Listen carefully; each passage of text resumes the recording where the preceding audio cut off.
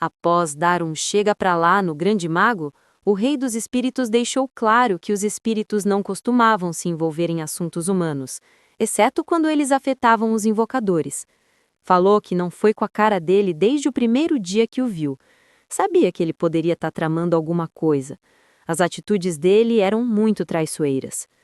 Estava tão cansado da cara feia do grande mago que resolveu dar um pontapé nele para fazê-lo tomar noção do que estava fazendo. Como só um pontapé seria pouco, resolveu pisar um pouquinho mais na cabeça dele. Falava que notou que aquela pessoa seria problema assim que pôs os olhos nele, mas agora agradecia, pois tinha o privilégio de acabar com ele com suas próprias mãos. No entanto, o grande mago não entendia por que o espírito do vento estava tão bravo. Dizia que ele poderia amar Sílvia como mulher o quanto quisesse, contanto que jamais pudesse se relacionar com ela, já que os humanos não pertencem ao reino espiritual. Sílvia achou estranha aquela conversa dos dois, porém achou que o grande mago apenas estivesse pegando no pé do espírito do vento. O grande mago levou isso para o lado pessoal.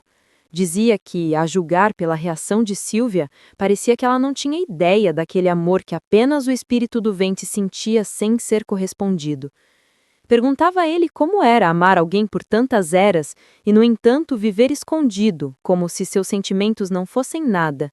Ou se ele realmente acreditou que, depois de tantos anos, Sílvia nunca desconfiou do amor que ele nutria. Fazendo sua cara infantil de desdém, o grande mago falava que era difícil. Talvez Sílvia tivesse fingido ignorar para não ter que lidar com isso. Mais uma vez, o grande mago teve que enfrentar a fúria daquele espírito do vento, que estava cada vez mais decidido a terminar com tudo. O rei dos espíritos dizia que preferia viver como um tolo do que viver como o grande mago, que era um bastardo doente. Falava que ele, entre todas as pessoas, não deveria censurá-lo. Achava que o espírito do vento estava cansado de todos os planos que o grande mago havia feito. O rei dos espíritos não podia acreditar que realmente estivesse escutando algo tão mesquinho vindo dos lábios do grande mago, que era a pessoa mais estranha que ele conhecia. Não demorou muito e o grande mago começou a usar novamente os poderes do cálice do demônio. Sílvia alertou para que o espírito do vento tomasse cuidado. Todas as vezes que o grande mago usava aquele poder, coisas ruins aconteciam.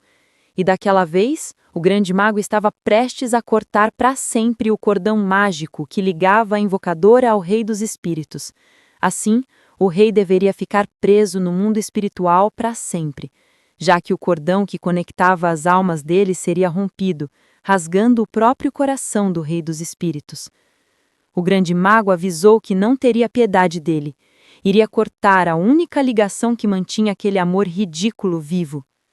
O rei dos espíritos, ao ver que aquele homem não estava blefando e que segurava aquele fio com todas as forças, decidido a desconectá-lo, temeu por não conseguir ajudar Sílvia a se livrar daquele maldito. É claro, o mago não estava de brincadeira. Ele realmente iria dividir os dois para que nunca mais o rei dos espíritos se atrevesse a tentar competir suas forças com ele. E, assim que Sílvia viu que seu cordão mágico tinha sido cortado e as almas dela e do rei dos espíritos tinham sido separadas, ela sentiu muito. No entanto, quem sentiu muito mais foi o espírito do vento, que teve seu coração quebrado de várias maneiras. A última visão que ele teve foi de sua amada, sua invocadora amarrada sem poder se defender, e ele, aos poucos, estava se desintegrando. Aquilo para o grande mago era um néctar refrescante, era doce e suave. Agora aquele bastardo ficaria preso no mundo dos espíritos por sempre. Era bem feito para ele, por ter tido o descaramento de tentar roubar sua amada. Ele deveria saber que Sílvia pertencia apenas a uma pessoa, e essa pessoa era o grande mago. Mas é claro, antes dos dois ficarem juntos, ele deveria exterminar um certo ratinho que estava rastejando por aí. Por isso, continuou a apertar o pescoço de Trevel. Queria tirar a luz que ainda existia no olhar dele. Ele aos poucos conseguia drenar Trevel até que não existisse mais a luz vital em seu olhar. Sílvia, vendo aquela cena, ficava horrorizada. Gritou quando viu o corpo de Trevel jogado no chão.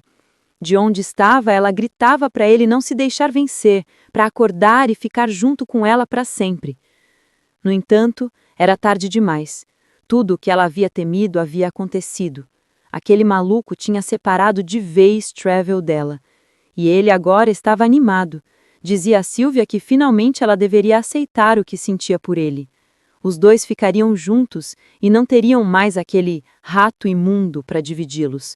Foi usar novamente o poder do cálice, já que seus poderes estavam regenerados graças à força vital que absorveu de Travel. Sylvia, em um ato de desespero, falou para ele que se ele tivesse vigiado melhor, saberia que ela tinha pacto não apenas com o Rei dos Espíritos. Com os olhos arregalados e uma maldade visível, Sylvia contava que também tinha feito contrato com alguém que estava ansioso para segurar a garganta do grande mago com suas grandes garras vermelhas. Quando disse isso, o demônio apareceu. Sylvia tinha feito um pacto com o Rei das Trevas há algum tempo, e agora aquele homem estava vindo para cobrar a traição que o grande mago havia feito. Assim que o demônio notou o cálice, suas memórias foram restabelecidas, e agora ele estava com sede de vingança ainda maior do que inicialmente. Agora o grande mago Elan ia ver o que ele mesmo tinha feito. Havia irritado pessoas demais no processo, e uma delas era o grande Satanás. O demônio, que estava irritado com o grande mago há muito tempo, falava para ele que a taça na qual continha seu poder e que ele estava procurando há muito tempo estava bem nas mãos do grande mago. Assim que Elan olhou para o demônio, começou a sentir que as coisas para ele iriam sair de mal a pior, já que o demônio não precisaria ter piedade de ninguém. Com seus grandes olhos arregalados, o demônio dizia que o poder que foi roubado agora seria dele novamente por direito, e com esse mesmo poder ele iria exterminar aquela barata.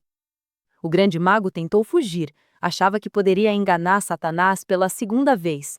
No entanto, o demônio, que já estava com o seu cálice em poder e todo o seu esplendor, achava que seria difícil para aquela pessoa pequenina conseguir fugir da grandiosidade do poder demoníaco. Sem o poder do cálice, aos poucos o corpo do grande mago começou a se deteriorar. Mas isso não era punição suficiente. O demônio queria que as coisas para ele fossem mais longas e mais dolorosas. Sylvia interrompeu a atenção do rei dos demônios por um tempo. Falava que agora que havia concedido o desejo dele, ao revelar o paradeiro do cálice, queria que ele concedesse um desejo a ela. O demônio, que havia convivido com Sylvia e visto sua tristeza de perto, concederia a ela qualquer desejo e, inicialmente, começou quebrando as correntes que a deixavam presa. Depois, pediu a ela que dissesse o que gostaria. Como sua invocadora, ela poderia pedir o que quisesse. Perguntou se ainda queria que ele a mandasse de volta ao mundo do qual ela veio. Porém, sua resposta foi negativa. Disse que queria que ele restaurasse todas as memórias do passado e o poder que havia sido dado pelos céus. Ela tinha uma questão que gostaria de resolver pessoalmente. Queria exterminar com suas próprias mãos aquele mago que havia feito tanta maldade na vida dela e de todos. Esta também era a vontade do demônio, por isso ele iria realizá-la com prazer. Devolveu todas as memórias para Sylvia. O grande mago viu e ficou horrorizado. Sabia que com os poderes de volta, Sylvia seria imparável. Aos poucos, o poder do demônio foi penetrando em Sylvia e fazendo com que ela tivesse de volta todo o poder concedido pelos céus, e suas memórias também foram restabelecidas. A protagonista agora estava com a fisionomia diferente. Seus olhos agora eram de cada cor, até mesmo a tonalidade do cabelo havia mudado. Sentindo toda aquela presença poderosa, o grande mago sentiu medo. Sabia que Sylvia não teria mais piedade dele agora que se lembrava de toda a crueldade que ele fez. Antes de destruí-lo, ela avisou que ele havia ido longe demais, e daquela vez não poderia simplesmente passar a mão na cabeça dele como sempre fez. O grande mago gritava, implorava para Sylvia arrumar outra pessoa para fazer isso. Não queria ser eliminado pelas mãos da mulher que ele amava. Ela sabia que amor era coisa nenhuma. Ele simplesmente usou a presença dela para se divertir enquanto pôde. Ele era um lunático e nada nem ninguém poderia sequer um dia tentar pará-lo. Por isso, ela iria exterminar a presença dele. Ele iria sofrer bastante. No entanto, não seria definitivo. Ela apenas daria uma boa lição nele para que ele sofresse um pouco. O resto deixaria nas mãos do demônio. E quando o demônio notou que Sylvia daria a ele o gostinho de acabar com aquele inútil, o demônio se deliciou. A criatura fez Elan ficar pequenininho para caber nas palmas de suas mãos. Começou a apertá-lo devagar. Falava que a vingança era doce e saborosa e ele iria aproveitar cada gota dela. Depois, perguntou a Sylvia qual punição ela achava mais adequada para aquela pessoa. Ela achava que punição nenhuma iria fazer com que ele pagasse 1/10 do que ela e todas as pessoas ao redor dela sofreram. Mesmo assim, ela queria que o demônio colocasse ele em um loop eterno de dor, onde ele sempre voltaria ao fracasso. Ele iria viver todas as vidas que viveu, ver todas as vezes em que falhou e iria ficar frustrado para sempre. O demônio gostou. Achava que Sylvia era mais esperta do que ele imaginava. Sempre gostou dela, até mesmo quando ela era seu gato negro de 2 caudas. Ele estava disposto a fazer o que Sylvia havia indicado. Agora, o grande mago iria passar por um verdadeiro pandemônio, várias e várias incontáveis vezes. E, sinceramente, parecia um castigo leve para alguém que fez tanto mal. Apesar de Sylvia ter tido a vingança em vida que quis, ainda não estava feliz. Achava que apenas enviar aquela pessoa para o inferno não a faria uma pessoa melhor. No entanto, o demônio viu que as lágrimas dela não paravam de cair. Ela dizia que, mesmo ele sendo horrível e ter feito tantas coisas ruins, no fundo, ela ainda sentia um pouco de culpa por ter convivido com ele tanto tempo sem perceber as intenções dele. De certa forma, o demônio estava orgulhoso de Sylvia. Sabia que ela estava crescendo aos poucos. Mesmo assim, sentia-se triste ao ver Sylvia tocar no corpo sem vida de Treville. Ela o abraçava e chorava muito. Queria que alguma coisa pudesse ser feita. Mas era difícil. Nem mesmo com os poderes dela poderia trazer de volta à vida o corpo de Treville, ainda mais agora que o corpo dele estava inerte, frio e vazio. Ele tinha sido drenado. Todas as suas forças e vitalidade foram para aquele grande mago que fez mal não só a Treville, mas também ao espírito do vento. No entanto, o demônio pediu para Sylvia que não se preocupasse tanto. Falava que daquele momento para frente deveria focar, porque para ela, defender a vida que gostava deveria ir ao inferno para salvar a pessoa amada.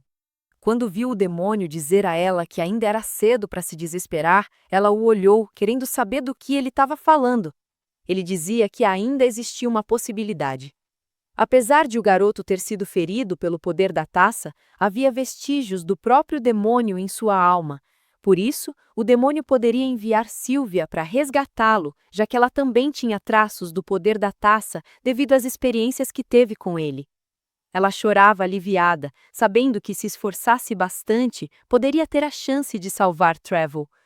O demônio pediu a ela que se apressasse, pois a linha entre a vida e a morte estava se cruzando lentamente para o outro lado. Se ela não agisse rápido, poderia perder a conexão frágil entre o mundo humano e o submundo.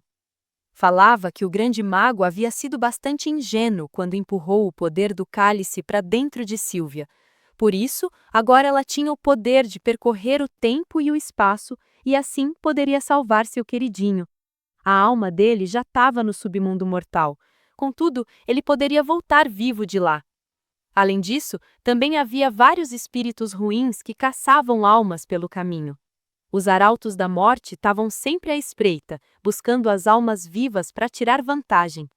Se ela o perdesse, a alma de Treville iria para a vida após a morte, e isso aconteceria para sempre. Além disso, ela também poderia ficar presa lá por toda a eternidade. É claro que se isso acontecesse, ele não acharia tão ruim, pois assim ela poderia aceitar a proposta feita por ele antes de se tornar sua imperatriz. Depois disso, perguntou se ela realmente queria descer para o submundo. Ela, brava, dizia que a resposta era muito óbvia e que não tinha mais tempo a perder.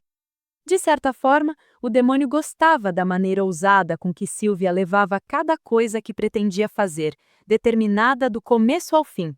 Por isso, tocou de leve sua testa e, com isso, fez com que ela fosse enviada para o submundo.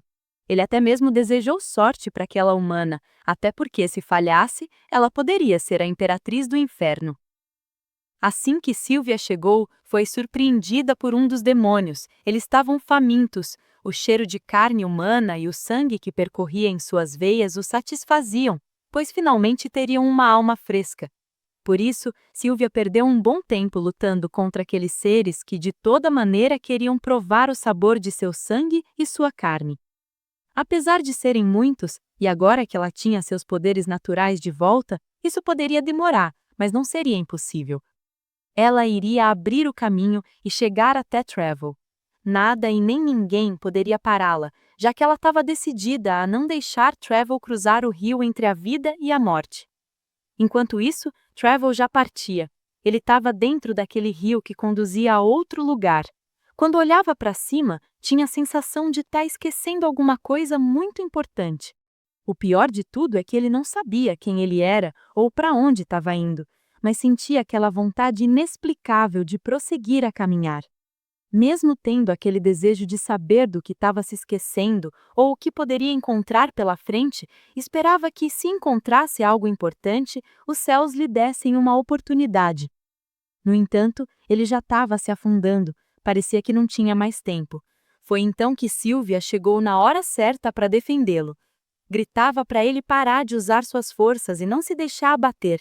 Enquanto Travel, ainda em sua forma infantil, olhava para trás, notou que aquela pessoa era familiar, apesar de não ter suas memórias todas de volta. Sylvia estava animada e satisfeita por ter encontrado Travel a tempo. Por isso, abraçou-o com muita força. Ele perguntava quem ela era. Ele sabia que não se lembrava nem mesmo do próprio nome, não poderia reconhecer aquela pessoa. No entanto, enquanto escutava o coração de Sylvia bater, notou que o conhecia. E assim que a reconheceu, o sopro da vida voltou aos seus pulmões. Sylvia, apesar de estar bastante abatida, também tinha conseguido voltar do submundo junto com Travel. Ele olhou para ela. Tinha certeza de que ela jamais o deixaria partir, e ele também nunca mais queria se separar dela. Ele falava que enquanto vagou sozinho, parecia que estava preso num sonho, e no sonho, Sylvia aparecia enfrentando todos os demônios para defendê-lo. E agora, quando abriu os olhos, notou que era realidade.